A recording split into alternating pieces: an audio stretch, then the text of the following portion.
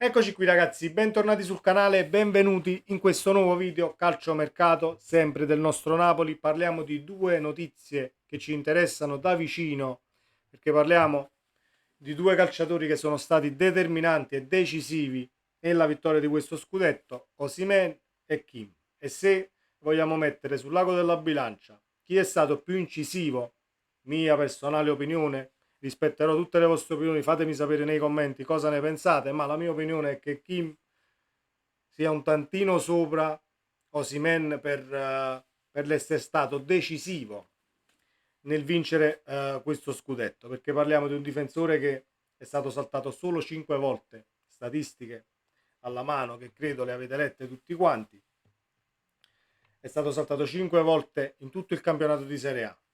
È una statistica disumana, significa che dalle tue parti non è passato niente a nessuno e significa che hai giocato talmente d'anticipo che su te stesso hai portato molti meno pericoli di quanto possa fare un difensore normale, perché per me Kim resta un difensore fuori dal normale, almeno per quello che abbiamo visto quest'anno, ed ha comunque altri margini di crescita. Può diventare, secondo me, un super saiyan della difesa per d'utilità, per testa e per dedizione al lavoro. Perché Kim è stato impeccabile sotto tutti i punti di vista a Napoli. Comunque, detto questo, ci sono delle notizie e indiscrezioni dall'Inghilterra che sono queste qua, che è un indizio che ci può portare verso la notizia di Kim al Manchester United, il passaggio di Kim al Manchester United. Allora, il destino di Kim Min-jae pare ormai scritto, il Manchester United pagherà la clausola e il difensore sudcoreano lascerà il Napoli. Si sa da tempo, ma potremmo essere vicini alla definizione dell'affare. Un indizio arriva dall'Inghilterra dove Betfair, uno dei più noti siti di scommesse, ha sospeso le puntate sul trasferimento di Kim ai Red Devils. Allora, l'indizio dove il sito di scommesse toglie la quota del possibile passaggio di Kim a Manchester United ci può stare. Solo che il Manchester United pagherà la clausola, il difensore coreano lascerà il Napoli, ti devi sempre sedere a tavolino con il Napoli, pagare la clausola, discutere di tutto quello che c'è da discutere e parti. Sicuramente sarà, se ne parla da un bel po', quindi eh, credo che qualcosa di vero ci sia. E il Napoli si deve tutelare comunque perché parte uno dei baluardi dello scudetto e parliamo anche di Ančko in pole per il dopo Kim. David Ančko ovviamente difensore del Feyenoord 25enne è in parola col Napoli ma c'è un problema. Il mattino di oggi fa il punto sul futuro della difesa azzurra e sui rinforzi che De Laurentiis sta cercando per la nuova stagione. David Ančko, il difensore centrale del Feyenoord, 25 anni, è in parola con il club azzurro ma non aspetterà in eterno. Lo slovacco attende l'ok del nuovo tecnico che non sa se troverà Kim o meno. Quindi il destino di Ančko è legato alla panchina del Napoli, che credo, non voglio fare il Nostradamus perché non sono nemmeno bravo e non ne azzecco tante, però credo che da qui a 4-5 giorni dovremmo sapere chi sarà l'allenatore del Napoli. Me lo auguro perché altrimenti questa saga sta andando per le lunghe e dobbiamo pur poter cominciare a progettare per diretto la stagione che verrà.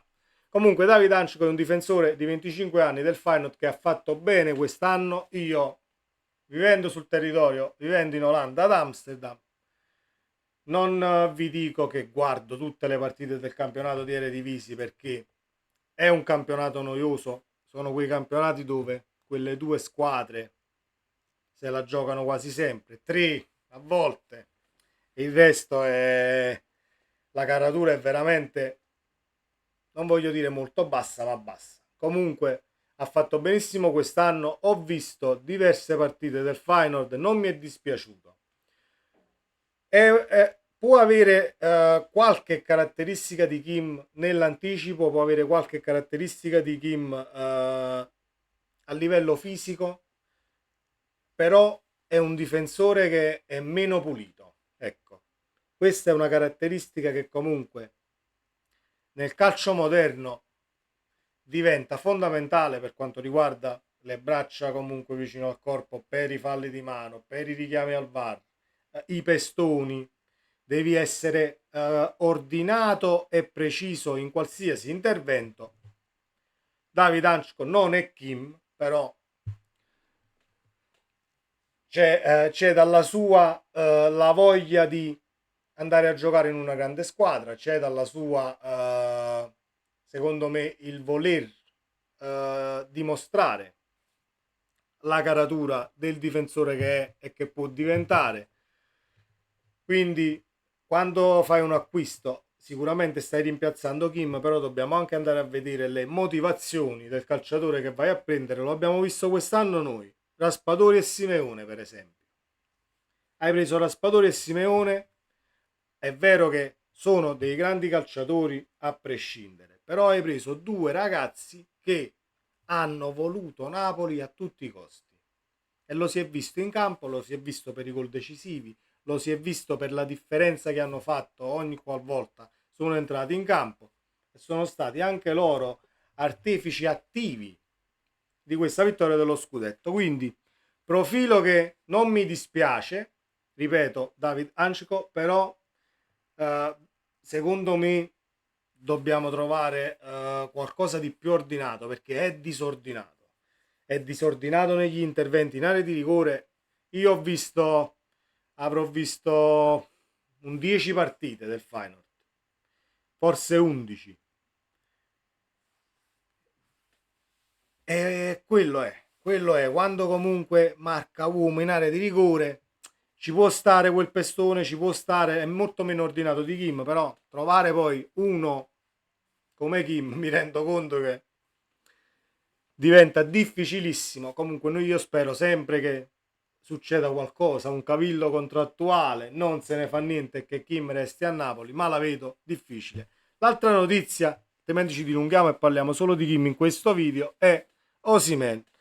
Allora, eccola qui.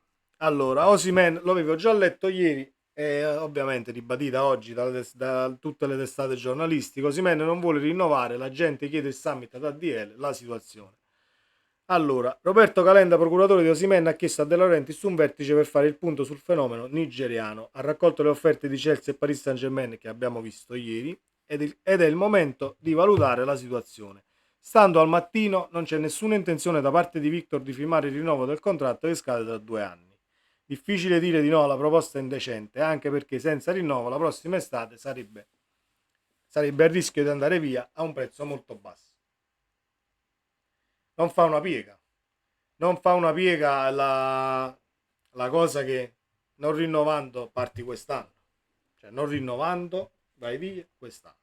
È una cosa normalissima perché non vado a perdere io azienda, mo che sia De Laurentiis, che sia un altro presidente o che sia un'altra società, non vai mai a perdere soldi su un investimento così grande, considerando che ci puoi fare una ricca plusvalenza.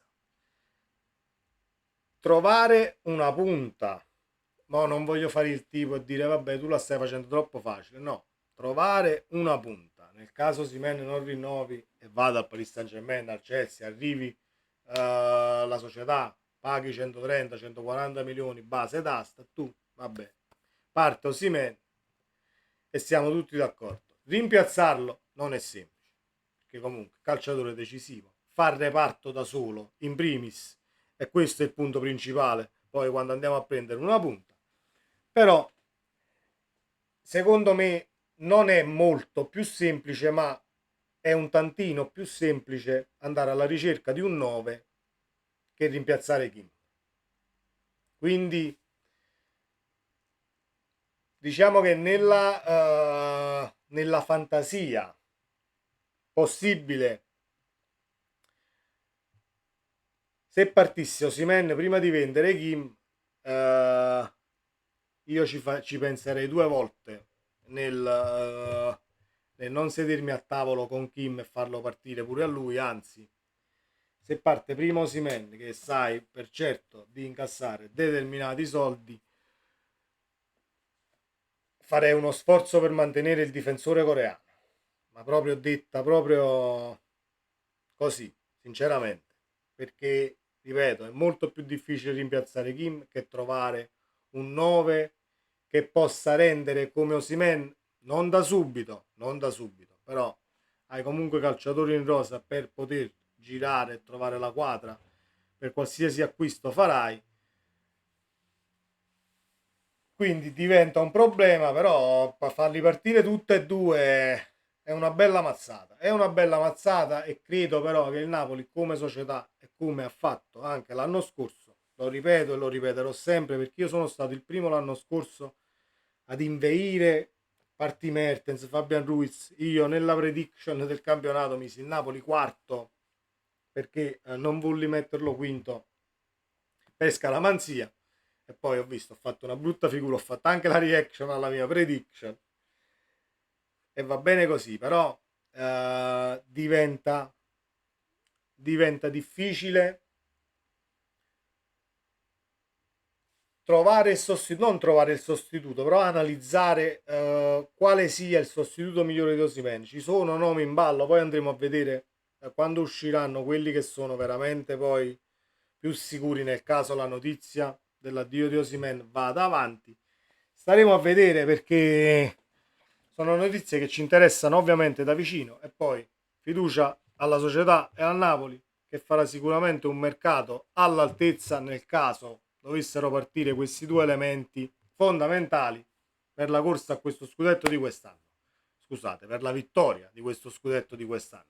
Ci vediamo nel prossimo video ragazzi, sempre Forza Napoli, non dimenticatevi di iscrivervi al canale. Ciao!